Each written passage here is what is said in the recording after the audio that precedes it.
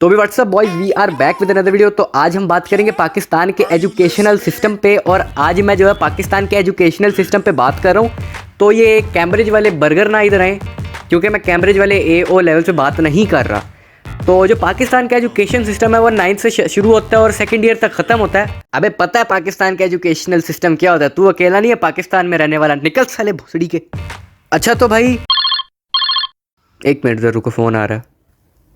हाँ बे, अच्छा ठीक है, ओके हो गया जी। तो भाई पंजाब बोर्ड वालों की भी जो है नींद ख़त्म हो गई है, उन लोगों ने भी अपने रिजल्ट्स अनाउंस कर दिए हैं।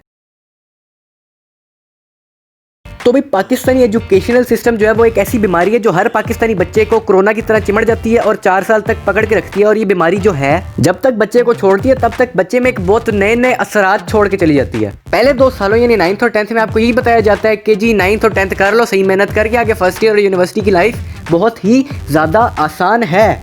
भाई पढ़ना नहीं पड़ेगा, भाई बच्चियाँ होंगी हर तरफ, बच्चियाँ आपकी बगलों में होंगी, बच्चियाँ आपके सर पे होंगी, हर जगह बच्चियाँ ही बच्चियाँ होंगी, पूंडी और गर्लफ्रेंड और सारे सीन आप कर सकोगे। लेकिन जब आप फर्स्ट ईयर में जाते हो तो आपको पता चलता है कि आपके साथ बहुत बड़ा स्कैम हो गया। और फिर आप जो है जिसने आपको ये बताया होता है उसको आप जो है ना हर रात को लानते भेजना शुरू कर देते। अब जो बच्चा होता है वो अपना पूरा जोर लगा के जब 10th के पेपर करता है, फिर जब वो 10th के पेपर करता है उसका रिजल्ट आता है, रिजल्ट में अच्छे मार्क्स आ जाते हैं। तो जो रिजल्ट से लेके जो फर्स्ट की क्लासेस खुलने का जब टाइम होता है तब तक जो होता है वो उसका ये सीन होता है कि वो समझ रहा होता है कि जी अब जिंदगी का बोझ खत्म हो गया जी, अब जो है बच्चियां ही बच्चियां होंगी, मौजी मौजी होंगी और इस तरह के सीन होंगे। और जब तक आप जो है वो पहुंचते हैं जी फर्स्ट ईयर 2nd ईयर में, तो तब तक आपको पता चलता है कि आपके साथ तो स्कैम हो गया। एक तो अगर आप पंजाब के रिहायशी होंगे तो आपको या तो पंजाब कॉलेज में डाल दिया जाएगा, अगर आप मुजफ्फराबाद के रिहायशी होंगे तो आपको जो है मॉडल साइंस कॉलेज में डाल दिया होगा। अब जो पंजाब कॉलेज होता है वहाँ पूंडी का तो कोई सीन ही नहीं होता ना, वहाँ तो मुंडरबाजी का भी सीन कोई नहीं होता, इतना स्ट्रिक्ट सीन होता है वहाँ पे। लेकिन जब आप मॉडल साइंस कॉलेज में आते हो तो वहाँ पे आपको 500 मीटर दूर जो है वो बच्चियां खड़ी हुई नजर आती है, लेकिन वो इतनी उंगली जितनी होती है उनको देख के फिर फायदा भी कोई नहीं होता है। जो बंदा शक्लें नजर नहीं आ रही और जो है वो बॉडी पार्ट भी सही तरह से नजर नहीं आ रही तो फायदा कोई नहीं होता पूंडी चुंडी करने का वहाँ पे भी। तो इस तरह जो वहाँ पे पूंडी का इतना कोई सीन नहीं होता। लेकिन जो वहाँ पे टीचर्स होते हैं वो अपनी फीमेल टीचर्स की पूंडी करने बैठे होते हैं वहाँ पे। तो जो बात मैं कहना चाह रहा हूँ उसका अंदाजा आपको इस क्लिप से जो हो जाएगा कि ये सीन जो है ये क्या होता है। ये जो क्लिप मैं लगाने लगा हूँ ये इस सीन की मंजर कशी करने वाला है।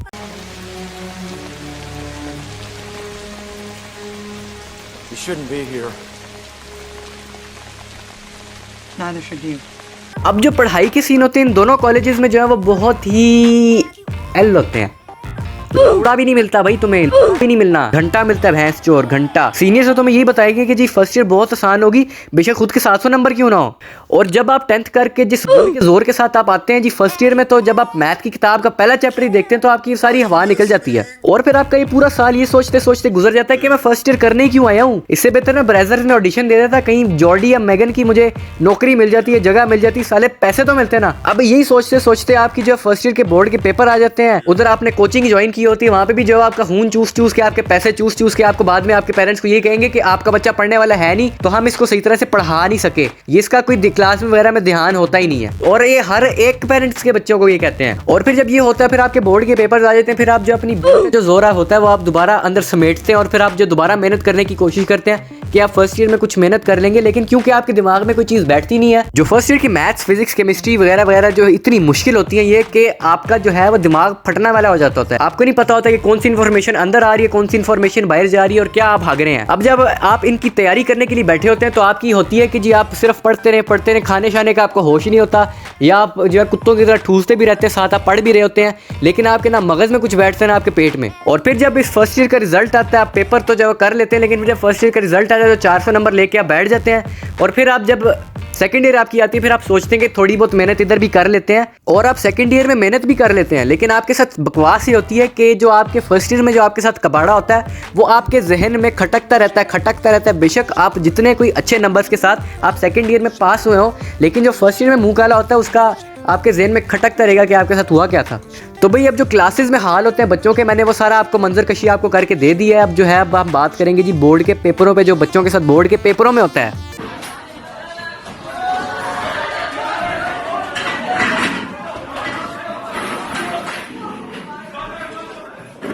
तो भाई स्कूलों की कहानी आजकल ऐसी होती है कि आपको 9th जो है वो 2 साल में पढ़ाई जाती है, यानी 8th क्लास को आप प्री 9th कह के जो उसमें आपको जो साइंसेस सारी जो है वो 9th वाली पढ़ाई जाती है, यानी आपके पास 24 महीने होते हैं जी 9th करने के लिए और 12 महीने 10th करने के लिए। लेकिन क्योंकि आप मुतमईन बगैरतों की तरह जो है वो शिकायतें करते हैं कि जी स्कूल में मेरे पास फ्री टाइम वगैरह है नहीं, स्कूल में इतने मज़े नहीं होते, कॉलेज में जाके मैं मज़े करूँगा। और जब आप कॉलेज में जाते हैं तो आपको पता चलता है कि आपके मज़े के टाइम तो ख़त्म हो गए। अब जब 9th 10th के पेपर्स होते हैं तो आप एग्जामिनेशन हॉल में अपनी रोल नंबर स्लिप लेके आ जाते हैं, जिधर आपकी भूतों वाली तस्वीर सबसे ऊपर लगी होती है। और आप अपने पहले पेपर्स में किसी बेशर्मी का मुजाहिरा नहीं करते, क्योंकि आपने इन्विजिलेटर के साथ जो है ना अच्छी करके बनानी पड़ती है, वरना जो है वो आपका कबाड़ा कर सकता है। और फिर जो दरमियान के पेपर्स होते हैं उनमें इन्विजिलेटर भी आपका मानूस हो जाता है और फिर जो है आपकी ज़िंदगी काफ़ी हद तक आसान हो जाती है इन पेपर्स में, बस आपको घर जाके मेहनत करनी पड़ती है। लेकिन अगर आपकी जो है इन्विजिलेटर से कोई ज़ाती दुश्मनी है तो फिर इन्विजिलेटर आपको लाजमी लोड़े लगवाएगा, हर वक्त आपकी तरफ देखता रहेगा। उसके अलावा अगर आप कहीं इधर उधर हो गए तो आपको आगे कहेगा जी मैं वार्निंग लेटर आपको लिख दूंगा या आपको मैं बैन कर दूंगा, वरना और आप फिर जो 4 साल तक पेपर देने के काबिल नहीं रहोगे। फिर जब आपके पेपर्स कंप्लीट होते हैं तो सारे आपके पेपर्स इकट्ठे होकर एग्जामिनर के पास जाते हैं। और जो एग्जामिनर वाला सीन होता है ये सिर्फ एग्जामिनर के मूड पे डिपेंड करता है कि अगर जो है एग्जामिनर अच्छे मूड में है तो आपकी गलतियां भी जो है वो नहीं देखेगा। लेकिन अगर उसका मूड अच्छा नहीं है या घर में लड़ाई करके जो पेपर चेक कर रहा है या फिर बीवी से कुट खा के पेपर चेक करेगा तो फिर आपकी गलती नहीं भी होगी तो उसमें भी गलती निकालेगा। और फिर 9th और 10th में आपको ये रंडी रहना होता है कि जी मेरे मार्क्स इसलिए कम आए क्योंकि एग्जामिनर जो है उसका मूड अच्छा नहीं था, अपनी बीवी से कुट खा के आया था, तो इसने जो है जो मेरी गलती नहीं थी वो भी इसने मेरी गलती निकाल ली है। लेकिन अगर आप 1070 मार्क्स लेने वाले बगैरत हैं तो फिर एग्जामिनर भी जो है वो बेबस हो जाता है कि आपके नंबर कहाँ से काटे। वो तो शुरू ही हो जाता है कि आपके नंबर नहीं काटने, लेकिन उसको मिलते नहीं है कि आपके नंबर वो कहाँ से काटे। फिर आपके बोर्ड के एग्जाम्स का रिजल्ट आता है तो फिर आप जो है वो एक नई मुसीबत में पड़ जाते हैं कि जी अगर आपके मार्क्स अच्छे हैं तो आपके चेहरे पे खुशी की लहर दौड़ेगी, अगर आपके मार्क्स बुरे होंगे तो आपके चेहरे पे गम और गुस्सा होगा।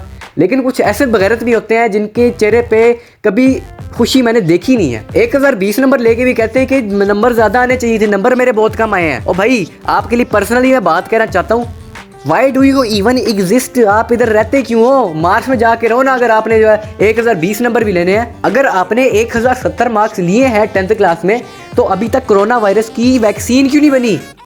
साले चूतियों की तरह पढ़ के और दूसरे लोगों का भी दिमाग ख़राब करते हैं, अपना दिमाग इनका वैसे ही ख़राब होता है।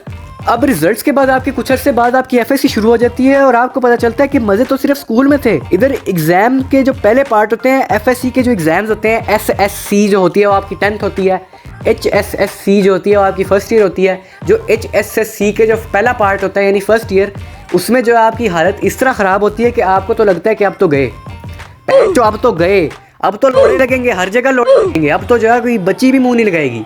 अब क्योंकि सारा साल जो है वो आप कोचिंग में बकचोदी करते रहते हो, कॉलेज में भी बकचोदी करते रहते हो, पढ़ा आपने घंटा भी नहीं होता। लेकिन फिर आप जो है वो जब इस उम्मीद से जाते हो कि मैंने आखिरी टाइम में काफ़ी कुछ पढ़ लिया है, तो आप एग्ज़ाम करते हो। और एग्ज़ाम आप करते हो इमदादे गैबी, या फिर आप जो है इधर उधर मुंह मार के या फिर अपनी शर्मगाह में पर्चियाँ रख के फिर आप जो है जब कुछ ना कुछ करके अपने आप पेपर कर लेते हो। लेकिन आप मजबूरन इतने अनलकी होती हो कि आपके जो साइड वाले पेपर होते हैं वो लीक हो जाते हैं। अब जब पेपर लीक होते हैं तो जो बोर्ड वाले होते हैं उनको आ जाती है हरकत, उनकी जो तशरीफ़ होती है उसमें चुल हो जाती है। वो जो आसान पेपर बना के उन्हें दिया होता है वो उसको मुश्किल करके भेज देते हैं और बच्चों के मुस्तकबिल के साथ खेल लेते हैं ये लोग। और फिर बच्चों का मुंह काला हो जाता है जी कि 400 नंबर आए थे इसके फर्स्ट ईयर में और इसने सेकंड ईयर में फिर मेहनत करके कुछ ना कुछ किया। अब जब आप एफएससी के पहले पार्ट के पेपर करते हो और जब उसका रिजल्ट आता है तो आपके मुश्किल से 400 नंबर होते हैं। तो अब जब आपके 400 नंबर होते हैं तो आप में भी एक सेंस ऑफ रिस्पॉन्सिबिलिटी होती है कि अब नहीं काके, अब नहीं सोना, अब नहीं पबजी खेलनी, अब मेहनत करनी है सेकंड ईयर में, वरना तेरा मुस्तकबिल भी सो जाएगा। और फिर आप ले दे के कुछ ना कुछ मेहनत करके, काफ़ी सारी मेहनत करके आप सेकंड ईयर के पेपर कर लेते हो। लेकिन उधर भी आपके साथ काफ़ी सारे बलात्कार होते हैं, लेकिन आप HSSC बाइज़्ज़त तरीके से पास कर लेते हो और फिर आपको यूनी में एडमिशन मिल जाता है। आगे फिर क्या होगा, यूनी आएगी, यूनिवर्सिटी में जो आप जाओगे, किसी की यूनिवर्सिटी में आप एडमिशन लोगे, आपकी मर्जी होगी, आप गवर्नमेंट यूनिवर्सिटी में लो, आप प्राइवेट में लो। लेकिन क्योंकि मैं यूनिवर्सिटी में पढ़ता नहीं हूँ तो ये इससे आगे जो है मेरी नॉलेज ख़त्म हो गई हुई है भाई, आई एम एंडेड हेयर। तो अब जब मैं यूनिवर्सिटी में जाऊँगा कहीं, अगर मुझे जब सीन्स पर चलेंगे यूनिवर्सिटी के, तब यूनिवर्सिटी वाली भी बना दूँगा मैं वीडियो। तो भी दैट्स ऑल फोक्स। अगर वीडियो पसंद आई तो लाइक करो, शेयर करो, कमेंट करो और अगर चैनल पे नए हो तो सब्सक्राइब करो, क्योंकि आज मैंने फैसला किया है कि हर लाइक मारने और हर सब्सक्राइब करने वाले को, जो लाइक करेगा उसको डोरेमोन मिलेगा और जो सब्सक्राइब करेगा उसको डोरेमी मिलेगी।